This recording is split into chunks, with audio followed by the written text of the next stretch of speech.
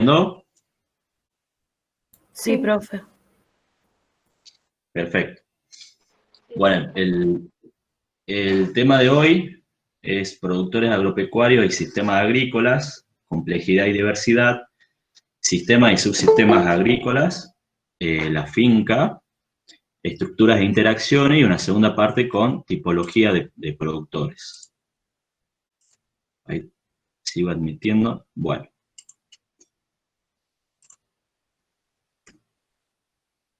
El tema de hoy lo vamos a dividir en dos partes. La primera parte donde vamos a ver el concepto de sistemas agrícolas y qué es el agroecosistema, y una segunda parte donde vamos a ver tipología de productores. ¿Cuáles son los objetivos que planteo para hoy? Uno es que a través del enfoque sistémico puedan comprender la estructura y funcionamiento de un agroecosistema, y dos es, utilizando el concepto de tipología, dar cuenta de la complejidad, la diversidad y el dinamismo de los productores agropecuarios. Vamos con la parte 1. ¿Por qué la idea de agroecosistema? Este tema lo van a ver que se va a relacionar con clases futuras, sobre todo para ir introduciendo el tema de sustentabilidad, que lo vamos a ver después, y la idea de que en un agroecosistema hay distintos componentes y no solamente el componente económico, ¿sí? ¿De dónde viene el concepto de agroecosistema? Primero, introducir la noción de sistema, que es un conjunto de elementos organizados y relacionados que interactúan entre sí para lograr un objetivo. Tal vez el ejemplo más fácil para que lo identifiquen es cuando hablamos de sistemas biológicos, que seguro lo han estudiado o lo van a estudiar en materias como fisiología, ¿sí?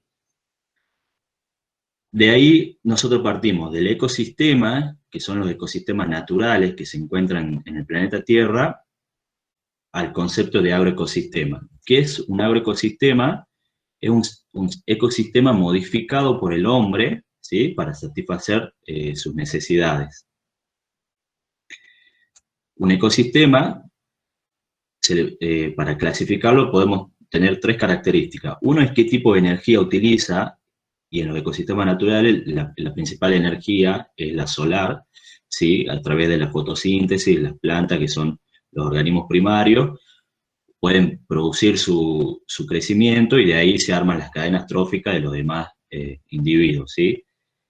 La fuerza de selección que funciona en estos ecosistemas naturales es la natural, y hay un concepto que es relativamente nuevo, por así decirlo, que es el de servicio ecológico. Es decir, durante mucho tiempo a la naturaleza no se le reconocía otra función que la de servir al hombre, ¿sí? Era la idea de que el hombre tenía que dominar la naturaleza, que es una visión que todavía persiste. Pero, sobre todo a partir del concepto de sustentabilidad, surge este concepto de servicio ecológico. ¿Qué hace hincapié este concepto? Es que los ecosistemas naturales cumplen otras funciones aparte de la de proveer recursos, ¿sí? Cumple funciones de regulación, como por ejemplo lo que es regular el ciclo del agua, lo que es regular la oxigenación del planeta. Cumplen también servicios culturales, lo que es permitir espacios de recreación. Es decir, no solamente está ahí la naturaleza para darnos sus recursos, sino que hay otros servicios tan importantes y que hoy se ven afectados dentro del concepto de lo que es el cambio climático y el impacto del desarrollo del hombre, ¿sí? ¿Cuál es la idea de esto? Es decir, es difícil, o para no decir imposible, pensar que nosotros nos podemos desarrollar sin impactar en la naturaleza.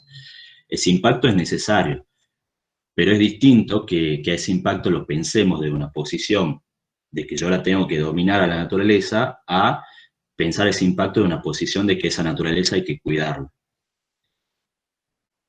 El agroecosistema, como le decía, es un ecosistema modificado para cumplir otras necesidades, que son principalmente la producción de bienes agropecuarios. Aquí entran otras energías, ¿sí? Que puede ser la fuerza del hombre, de los animales, la maquinaria, un poco lo que veíamos en la clase pasada, cómo a medida que va evolucionando las distintas tecnologías, el hombre va cambiando la fuerza que puede utilizar y la energía artificial a partir de lo que son todos los insumos externos, de la química, de la biotecnología. La fuerza de selección acá somos nosotros, el hombre o la mujer, y esto era una introducción. Entonces, un agroecosistema, como todo sistema, se lo va a reconocer una estructura y un funcionamiento. Esa estructura va a estar siempre formada por los límites de ese. Cuando hablemos de agroecosistema, hablamos de finca, de establecimiento agropecuario, del campo, cualquier denominación, pero que haga hincapié a ese emprendimiento, ¿sí? Va a tener sus límites, va a tener entradas y salidas, y adentro, para que podamos entenderlo mejor, se lo divide en subsistemas. Cada subsistema con componentes que interactúan entre sí para cumplir una función. La idea de la visión sistémica es que el estudio va más allá de las partes, o sea, no importa solamente conocer las partes de cada sistema, sino cómo interactúan entre sí. Es decir, el concepto de que la idea del sistema revaloriza que no solo las partes, no solo las sumatorias, sino cómo interactúan todas estas partes.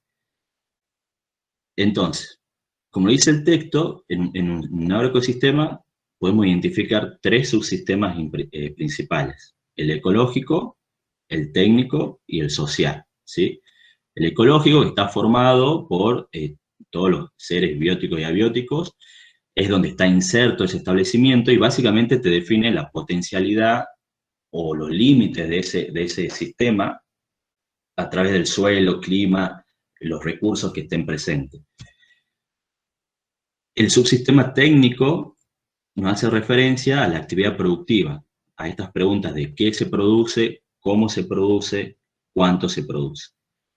Y el subsistema social o socioeconómico hace referencia a quiénes son los que están produciendo, para qué y para quiénes. Busca ahí sumar al análisis esta parte, digamos, que tiene que ver sobre todo con nuestra materia, que son los actores sociales. Y lo que nos va a interesar son las interacciones que hay en esos 3 subsistemas, ¿sí? Cómo impactan cada uno, es decir, el técnico que me define la tecnología va a impactar sobre el ecológico, es decir, sobre el impacto ambiental. A su vez, el subsistema ecológico, como les decía, me va a definir los límites o potencialidades, es decir, si pensamos en producción animal, no en todas las zonas se pueden producir los mismos tipos de animales o especies, o si lo quiero hacer, voy a tener que modificar algunas cosas, ¿sí? Y sobre todo acá en esta clase, prestar atención al subsistema social, que es para entender un poco cómo son las tomas de decisiones dentro de esos agroecosistemas. Una vez más, entonces, ¿cómo son los componentes? ¿Hasta acá hay alguna duda o está claro? Hasta aquí está claro, profe. No puedo ver el chat. Claro, profe. Bien, hasta acá está claro. Seguimos entonces. Veamos un poco. Les decía, a los sistemas se le reconocen también entradas y salidas. Existen sistemas abiertos y sistemas cerrados. Los sistemas cerrados no permiten ninguna entrada y salida. De acuerdo a qué tan abierto o qué tan cerrado sea ese sistema, hay alguien que está con el micrófono prendido haciendo... Ahí está.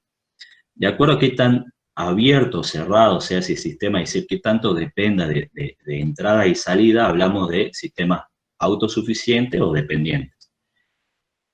Como entradas pueden tener, y salidas pueden tener materia, energía, información y dinero, que ahí también ejemplificado en el texto. Se escucha un micrófono ahí activado. Y veamos cada uno de los subsistemas. Les decía, el sistema técnico les define el qué, cómo y cuánto producen. Básicamente ustedes como profesionales, el día de mañana, como dice el texto, más que nada asesoran, aconsejan si se los contrata en un establecimiento. El que decide es el dueño de ese establecimiento, ¿sí? Entonces, ustedes pueden asesorar distintas técnicas o tecnologías y el productor o productora es la que toma la decisión final. El qué importa, sobre todo, para saber cuál es el destino de esa producción, cuál es el tipo de calidad. Acá les doy algunos ejemplos, más que nada de cultivos, pero bueno, porque era más fácil de ejemplificarlo. Cuando hablamos de destino, puede ser para la industria, puede ser para el mercado interno o para el mercado externo, para exportación, que acá en Tucumán es muy importante, por ejemplo, la producción de limones para exportación, principalmente a Europa. Y la cantidad de actividades que te puede definir si un establecimiento tiende a un monocultivo o puede hacer sistemas mixtos. Por ejemplo, esta imagen representa un sistema silvopastoril. O este último, que es un sistema de pasturas, ¿sí? Que se introducen, por un lado, ganado, y después de que pasa el ganado y come esas pasturas, se introducen gallinas. Ahí al fondo se ve ese bondi, bondi porque se le denomina ecobondi, un sistema que han desarrollado acá algunos campos de Argentina, y lo que hacen es introducir las gallinas para que, por un lado, comen los parásitos, sobre todo que se encuentran en las deyecciones del ganado, y a su vez, con sus deyecciones, también favorecen la fertilización del campo. Y con estas técnicas, esos sistemas se vuelven más autosuficientes porque dejan de gastar principalmente en fertilizantes y suman una entrada más de dinero de lo que es después la venta de las gallinas y de los huevos. El cómo nos define qué tecnología están utilizando. Y cuando hablemos de tecnología, presten atención que no es solamente artefactos, ¿sí? Cuando se habla de tecnología también pueden ser procesos o la organización, cómo se organiza ese establecimiento. Es un tipo de tecnología también. El texto le menciona que es cómo combinan los factores de producción. No sé si cursan o van a cursar o ya han cursado economía, pero en economía ven sobre todo estos conceptos. Como factores de producción, los tres principales son tierra, capital y trabajo, y se puede considerar un cuarto factor de producción, que es la administración de ese establecimiento. De acuerdo a cómo es la combinación, uno puede determinar qué tipo de tecnología utilizan. Y ahí hay dos conceptos que son importantes. Uno es el de intensidad, ¿sí? Que hace referencia a la intensidad del uso del suelo, que puede ser ya sea la intensidad del trabajo o del capital, y siempre referido a la tierra, ¿sí? Unidad por tierra. Si hablamos de intensidad del trabajo, es cantidad de trabajo por jornal.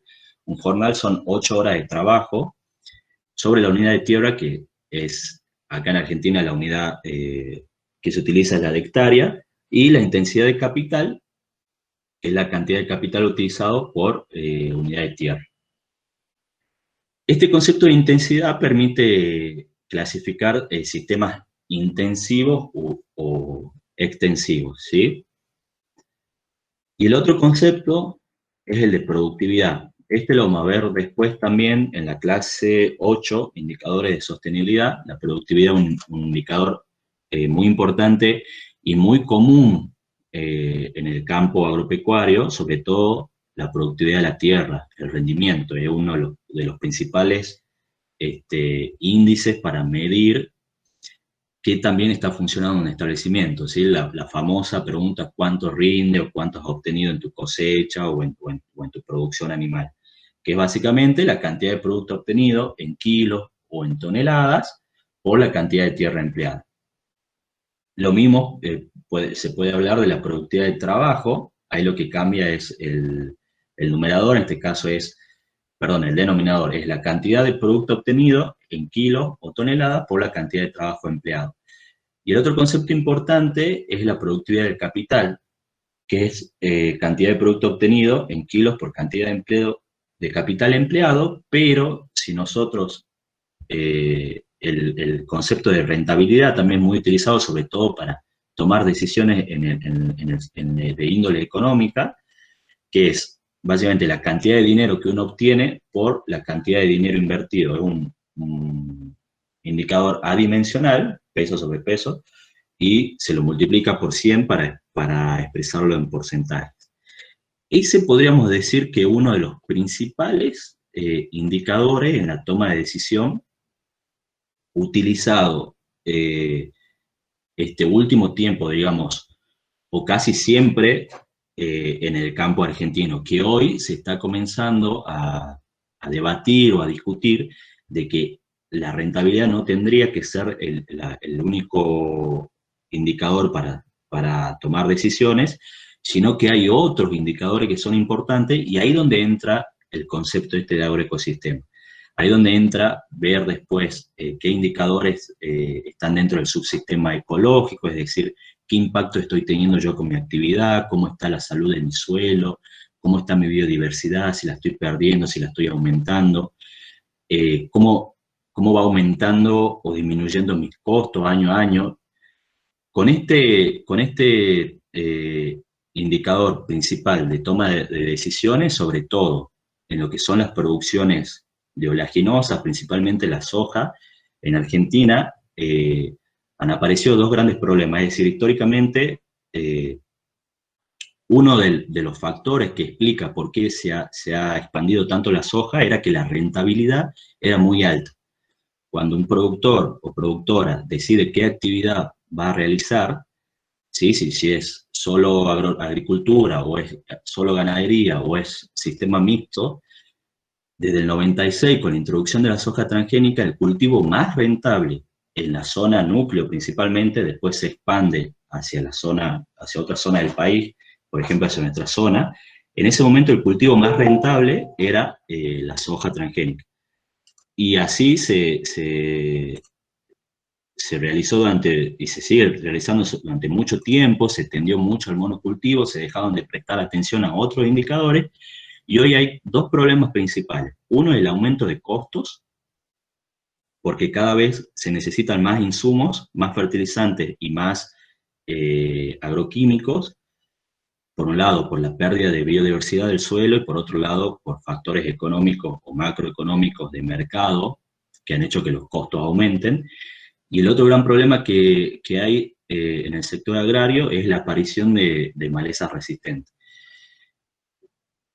Eso ha provocado que el escenario actual, los productores estén cada vez más complicados en lo que es la cuestión económica. Por eso toda esta resistencia y esos debates que se abren cada vez que el Estado quiere aumentar las retenciones, si tendría que haber o no retenciones, viene de la mano con esto.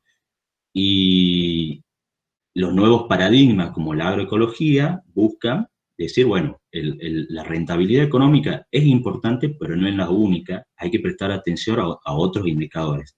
Eso lo vamos a ver después, pero la idea de agroecosistema es para que vayan prestando atención a estos elementos. Si tienen alguna duda, me interrumpen y consultan, ¿no?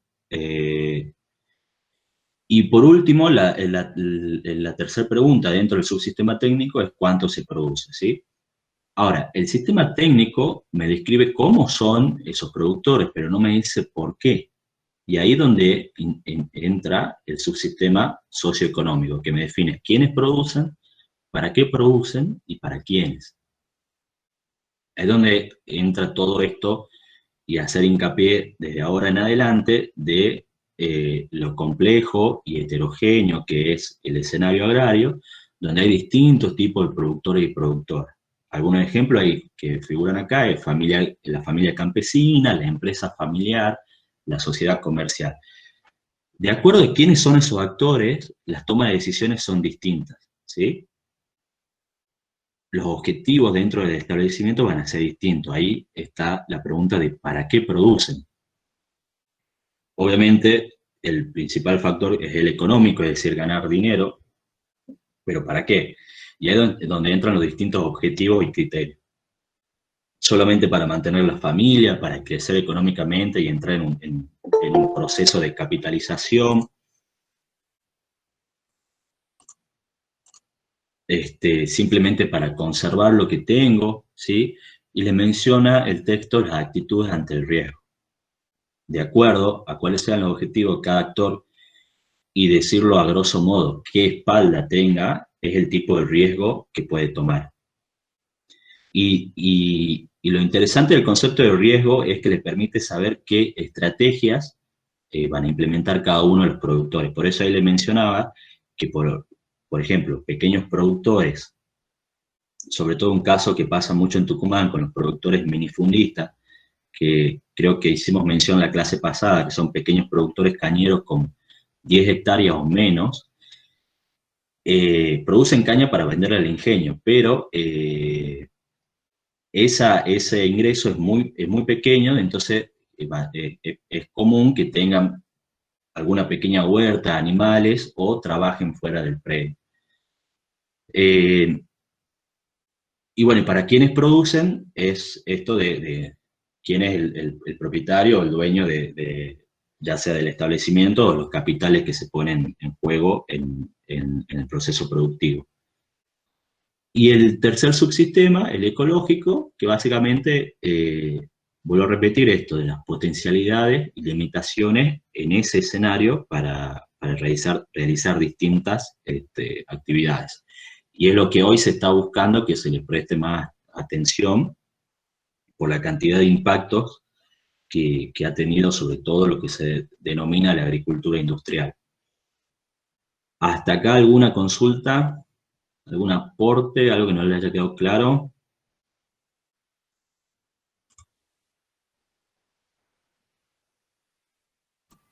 Profe,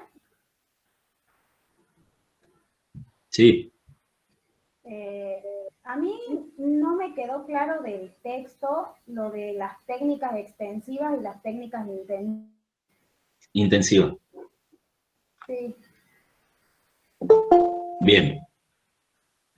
Lo que te hace referencia es, por ejemplo, si nosotros, la intensidad está referida, volvamos acá a la pantalla, donde está lo de intensidad.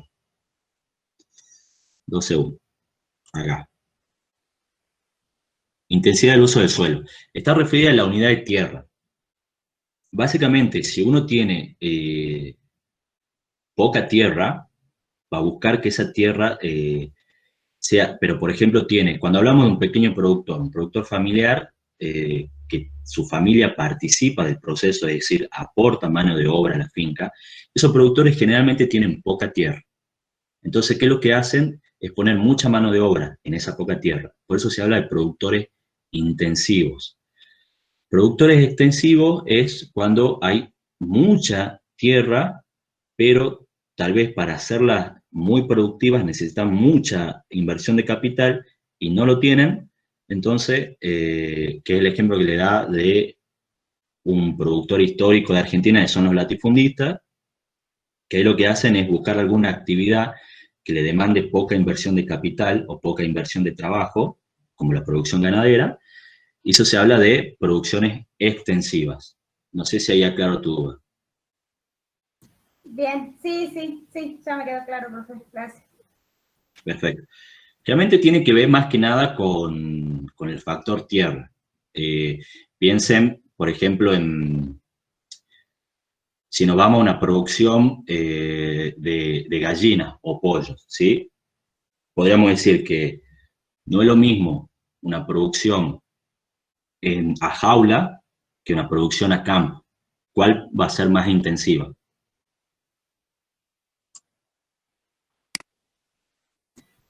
¿En jaula? Producción en jaula porque te va a permitir, en contra o en detrimento del bienestar animal, poner mayor cantidad de gallinas o pollos en la superficie que vos tenés, que cuando hablaba de una producción a campo o gallina libre, donde hay cierto espacio en metros cuadrados que le tenés que permitir a cada animal. Ahí, por ejemplo, la intensiva es la de jaula, ¿sí? Rocío, no sé si quería preguntar algo por el chat.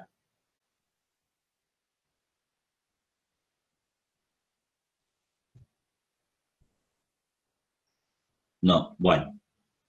Aclarada esa duda entonces. Sí, profe, gracias. Buenísimo. Eso es lo que el concepto de agroecosistema. Y en la parte 2 vamos a la segunda parte del texto que hablaba de tipologías o tipo de productores, que va muy de la mano con la clase número 2 cuando hablábamos de ruralidades y distintos tipos de actores. Bueno, esto es similar, pero acá hablamos de tipos de productores. ¿Qué es una tipología? Por un lado es una construcción, ¿sí? Que lo realiza el investigador que está queriendo clasificar o investigar el escenario agrario, ¿sí? Y al mismo tiempo es una herramienta metodológica que te permite comprender la realidad. Como le mencionaba en la clase 2, cuando uno hace este tipo de clasificaciones, los tipos que arma, que construye, son abstractos. Eso en la realidad propiamente no existen, ¿sí? Y por las características son tajantes, digamos, en la separación de los tipos, pero lo que hablábamos sobre todo en la clase 2, si recuerdan, es que en la realidad los actores sociales que uno vea son medio híbridos, no son tan característicos. ¿Cómo se construye? Le decía entonces, el investigador o el profesional lo que hace es observar la realidad y va construyendo abstracciones ideales. Pero más que nada es una herramienta para poder comprenderlo, digamos, poder estudiar. ¿Para qué se utilizan? Bueno, ahí el texto le menciona, para el diseño de políticas de intervención diferenciales, es decir, si yo quiero desarrollar, estando en el Estado, una política para, no sé, revalorizar la producción porcina en la provincia. Seguramente antes voy a tener que hacer un estudio para ver qué tipo de productores son los que se dedican a la producción porcina y cuáles son sus necesidades, y de ahí recién diagramar la política, es decir, cuáles son las fortalezas o debilidades del sector. Ayuda al conocimiento de la dinámica del desarrollo agrario. Piensa en lo que veíamos la clase pasada, cómo para cada época se intenta definir un tipo de agricultura y un tipo de agricultor para entender cómo ha sido esa evolución en el tiempo. Facilitar la definición de políticas de investigación y de transferencia tecnológica. Si ustedes el día de mañana se dedican a la investigación, va a ser importante que conozcan qué tipos de actores son los que se encuentran presentes para pensar qué línea de investigación realizar y qué soluciones buscar para el sector, ¿sí? Si, por ejemplo, hay alguna enfermedad que está parecida a lo que está pasando ahí con el coronavirus, pero lo llamamos a la producción animal, alguna enfermedad que no hay cura, bueno, voy a desarrollar líneas de investigación para esa cura, pero seguramente va a ser importante saber qué tipo de actores están y qué tipo de cura va a ser más fácil de implementar. Facilitar la gestión de producción y posibilitar la identificación de las unidades de producción. Esas son algunas de las utilidades de estas tipologías. Tienen que tener 3 características: que sea exhaustiva, es decir, cuando yo voy a construir esa tipología, tiene que tomar o englobar a todos los tipos de actores que yo pueda llegar a identificar, o sea, nadie tiene que quedar fuera. Excluyente, y acá está lo que le decía, que tiene que ser tajante, es decir, sí o sí en algún lado tengo que cortar y decir, este actor es de este tipo y este actor es de otro tipo, ¿sí? Aunque en la realidad eso no pase así, pero para poder hacer el estudio yo necesito que sea excluyente. Y derivarse de un mismo principio clasificatorio, es decir, todas las categorías que yo arme tienen que estar clasificadas de la misma forma. Al final vamos a ver algunas tipologías y cómo es esa clasificación. ¿Y cómo se construyen? Bueno, utilizando variables, ¿sí? Que hay distintas técnicas para poder construir esas variables, ya sea observando, haciendo encuestas, entrevistas, ¿sí? Yendo a bibliografía ya existente. Y esas variables pueden ser tanto directas como indirectas o cuantitativas o cualitativas. Ahí hay algunas, por ejemplo, orientación al mercado. ¿Esa qué tipo de variable es? ¿Cualitativa o cuantitativa? Cualitativa. Bien, es cualitativa. Tenencia a la tierra, superficie cultivada, ¿qué tipo de variable es? Esa es cuantitativa. Cuantitativa. Cuantitativa, muy bien. Cantidad de animales, mano de obra, trabajo fuera de la finca, objetivo de la producción. Ya son algunas variables que yo puedo construir. En realidad las variables las voy a construir de acuerdo a qué tipo de información yo estoy queriendo rescatar, ¿sí? Y ahí el texto, bueno, en realidad, en el texto, antes de introducir el concepto de tipología, ya le describe una tipología muy común utilizada, pero yo prefería primero desarrollar el tema de tipología y de ahí volver a esto. La clásica que se utilizó durante mucho tiempo en el sector agrario argentino es hablar de productores empresariales, productores familiares y los productores latifundistas. Algunas características principales. Productores empresariales, generalmente la mano de obra es asalariada, es decir, contratan mano de obra y se paga ya sea en efectivo o otras estrategias, un porcentaje de la cosecha, por ejemplo. Se habla de que son productores modernos, capitalistas, generalmente son grandes y como objetivos principalmente un rápido crecimiento económico y tienen por ahí más espalda para aceptar riesgos. Igual siempre dentro de cada tipo de productor va a haber distintos tamaños también, para que se den una idea. Bueno, acá los ejemplos.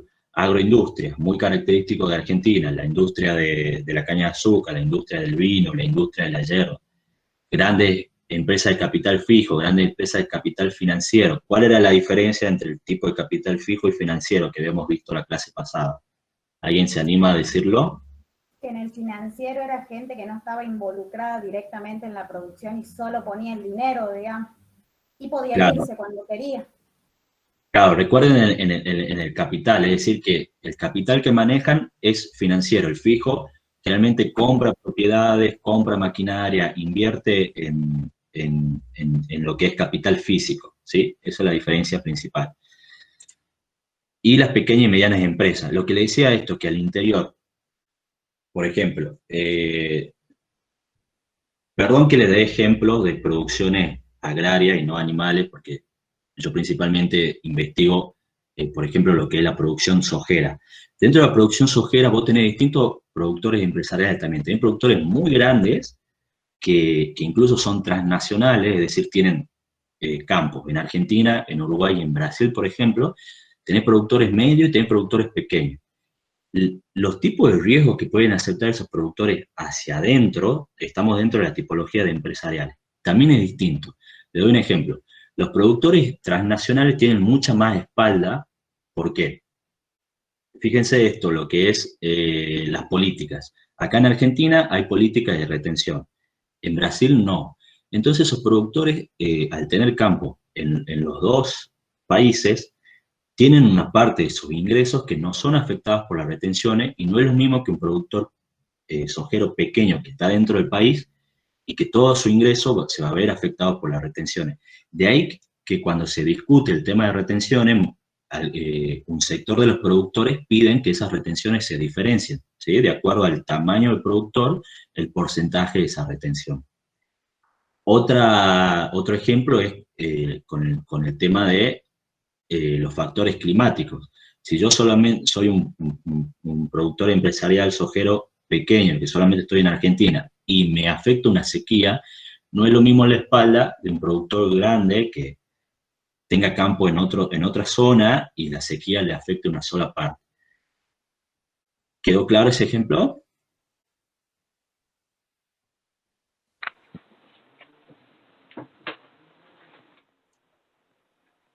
Bueno, sí. Los productores familiares, que generalmente son, que utilizan mano de obra familiar, son pequeños y medianos, se los considera productores tradicionales, y ahí podemos hablar de campesinos tradicionales, de productores minifundistas. Les vuelvo a decir, los productores minifundistas son productores con muy poca tierra, y productores familiares capitalizados, que son productores que en algún momento logran capitalizarse reinvirtiendo y ampliando, digamos, su capital fijo. Y un productor característico, histórico de Argentina, que lo... Vení, ayúdame, no sé. No estoy en clase. Cuidado que está activo el micrófono. ¿Dónde lo has dejado? ¿Por qué me ¿Para lavar? Dice que para lavar. No, no es el coso para atrás. No sé, hay alguien que está con el No, micrófono. Bárbara Belmonte, tenés el micrófono activo. Ahí está. Seguimos. Le decía, y los productores latifundistas, que son históricos en Argentina, y que lo vamos a ver en las próximas clases, como de dónde salen, digamos, de dónde surgen, que el latifundio hace referencia a esto, una alta disponibilidad de tierra, y han sido muy debatidos y muy por algunos sectores, digamos, muy, ¿cuál sería? Sí, debatidos o discutidos por esta cosa de que generalmente son tierras muy pocas productivas, digamos. ¿Cuál es la idea del concepto del tema de tipología? Que ustedes puedan apreciar la complejidad y la diversidad en el escenario rural, ¿sí? ¿Todos los productores son iguales? No. ¿Existe un solo campo en Argentina? No. Y es lo que por ahí hacemos hincapié, que muchas veces, que sobre todo estos últimos años, hay un sector muy fuerte del campo que es muy reaccionario a las políticas de los gobiernos de turno, y uno cuando los ve en los medios pensaría que ese es el campo, ¿no? Y yo no quiero que pierdan de vista que ese no es el único campo en Argentina, es muy diverso y hay distintos escenarios y hay distintas realidades que son bastante complejas. Entonces, el texto al final les agrega 3 tipos de tipologías, o 3 ejemplos. Una es la de Murmis, que es una tipología para pequeños productores campesinos de América Latina. Es decir, Murmis se puso a estudiar América Latina y dijo, bueno, voy a armar una tipología que me permita entender a pequeños productores campesinos. Y arma este gráfico que está en el texto, ¿sí? Que ahora se los explico para que lo entiendan bien. Él en el gráfico parte de acá, del medio, ¿sí? El productor campesino.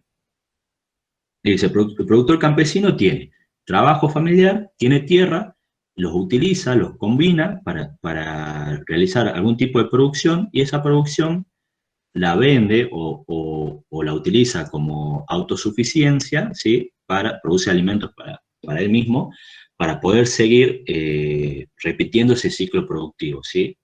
Para poder seguir sobreviviendo en este mundo. Él parte de ahí, dice, bueno, estamos en el medio, productor campesino. Y pone 2 extremos. Hacia arriba, lo que sería un productor empresarial, que su principal factor de producción es la tierra, y hacia abajo, el proletariado, que sería el proletariado campesino, que cuando hablamos de proletario, es un concepto que hace referencia a la clase trabajadora, una clase que su único capital es la mano de obra, y la ofrece, digamos, en las relaciones de trabajo para poder recibir un ingreso económico. Entonces, Murmi arma esta tipología. Él dice, bueno, en el medio tenemos los productores campesinos, y ya sea o que se pueda capitalizar y va a pasar a ser un productor campesino capitalizado hasta llegar a un productor empresarial, o puede pasar a lo contrario, que vaya perdiendo sus recursos y pase a ser un semicampesino, o hasta el final que un proletariado campesino, digamos. Es decir, con esta tipología lo que quiere demostrar es que los productores campesinos de América Latina son dinámicos, están en un dinamismo, ya sea siendo o lográndose mantener, o yendo hacia arriba o hacia abajo. ¿Cómo son esos procesos? Son esos 3 que le menciona: diferenciación, descomposición y descampesinización, ¿sí? Él dice, en el medio, en el productor campesino, a su vez, y así como yo recién le daba ejemplo, que en los productores empresariales tenés grande, mediano y pequeño, productores campesinos también. Tenés el productor campesino medio, productor campesino, él lo define como rico, o productor campesino pobre. Eso es el proceso de diferenciación. Y de ahí, ya sea que empiece a ganar... Profe, disculpe. Sí, sí. Hay una compañera que quiere que repita el gráfico por si no lo ve en el chat, porque tiene mala señal. A ver. ¿Puede repetir la explicación del esquema? Vamos de nuevo. Acá, lo explico acá, que va a ser más fácil. Este es el gráfico que menciona Murmis para entender los tipos de productores campesinos en América Latina. Como le decía, lo que él quiere representar es un proceso dinámico. En el medio está el productor campesino, que tiene algo de tierra y tiene su trabajo familiar para poder utilizarlo, ¿sí? Ese productor campesino hacia adentro se diferencia en productor medio, campesino rico, campesino pobre. Por eso hablamos en este sector de diferenciación. Y de ahí, en el texto le menciona que esos campesinos están o yendo hacia arriba, es decir, lográndose capitalizar, o yendo hacia abajo, volviéndose cada vez más pobre. Entonces, después de la diferenciación tenés la descomposición. Es un campesino que empieza a perder sus características propias y se está o capitalizando, volviéndose un campesino capitalizado, un familiar capitalizado, o se está volviéndose un semicampesino o semiproletario. Y el tercer proceso es el de descampesinización, que deja de ser ya un campesino, o se ha vuelto un productor empresario, o se ha vuelto un proletariado. No sé si ahí queda claro. Judith, ¿pudiste ahí? ¿Se escuchó bien?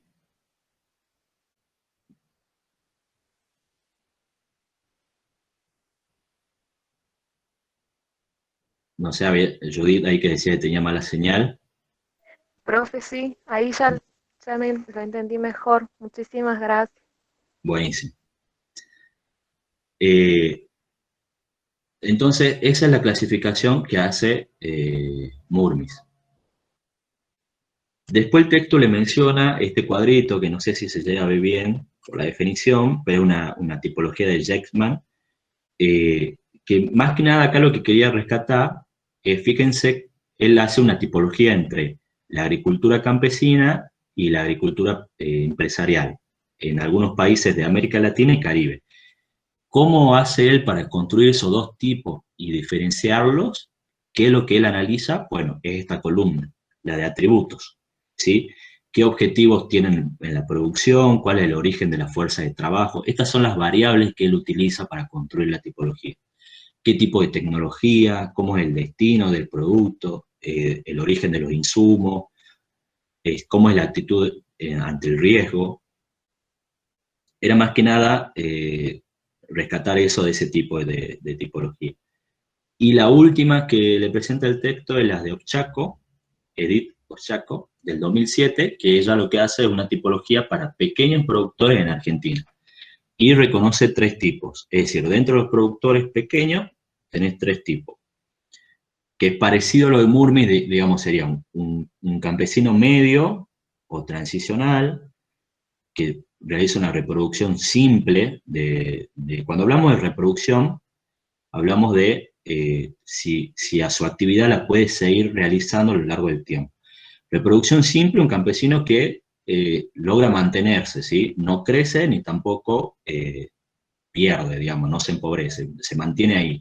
Tiene algunos indicadores de pobreza, generalmente los pequeños productores siempre tienen alguna falencia o alguna necesidad básica no satisfecha, ¿sí? Carece de servicio de apoyo, y ahí vos tenés hacia arriba un productor que logre a esa reproducción ampliarla, es decir, vaya creciendo cada vez más, es decir, después de cada ciclo tenga una cierta ganancia que la pueda reinvertir y ampliar su patrimonio, y ahí hablamos de un familiar capitalizado, que realmente logra salir de la pobreza, y también suele carecer de servicio de apoyo. Y el tercer tipo, que sería el minifundista, un productor sin posibilidad de reproducción. Por eso, en esta tipología, su característica es que es pobre y es asistido por políticas públicas. generalmente estos tipos de productores, si no tienen la asistencia, desaparecen, digamos, y terminan emigrando del campo y yéndose a la ciudad, a un barrio carenciado para buscar otro tipo de ingreso. Esto creo que sí, esto es todo para la clase.